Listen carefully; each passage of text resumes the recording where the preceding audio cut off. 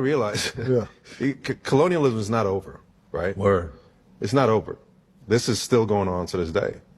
And the absurdity is, I'll give you an analogy. You have a community of houses, and there's one neighbor who decides that he deserves more than the other people.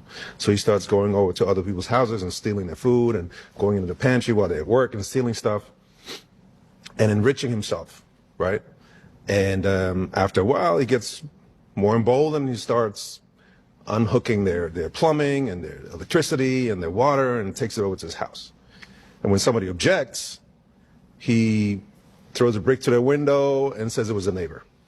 And he starts pitting them against each other. Oh, right? wow. And they start fighting, and there's violence, and he starts giving guns to one so they can kill the other, and giving guns to them to kill the other, and he starts, creating all this craziness and chaos and violence. And it goes on for years and years and years.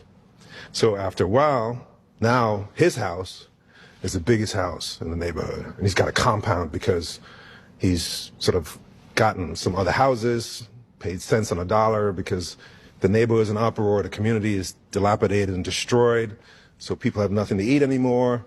And then all of a sudden, people start coming over to his house, right? Because he's the only one on the block who's got food, who's got shelter, who's got security, so they're jumping over fences and sleep in his backyard, and they work for scraps and work in his kitchen, and he calls them violent intruders, scum of the earth. He calls the police on them, and the police removes them back to their houses. But they don't exist anymore, right? Because they're dilapidated and destroyed. The whole community is destroyed. There's violence everywhere. Nothing works anymore. Yeah.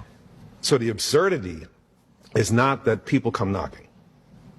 The absurdity is that America, France, England, they're shocked, they're appalled that all these people are fleeing rubble to get to abundance.